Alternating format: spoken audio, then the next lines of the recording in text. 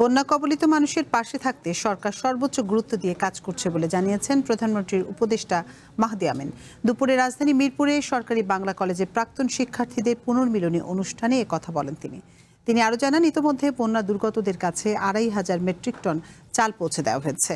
পাশাপাশি প্রধানমন্ত্রীর ত্রাণ ও কল্যাণ তহবিল থেকে ২,১৫,০০,০০০ টাকা সহায়তা দেওয়া হয়েছে। প্রায় ২৫০০ মেট্রিক টনের মতন চাল ইতিমধ্যে দুর্গত মানুষের কাছে পৌঁছে দেওয়া হয়েছে।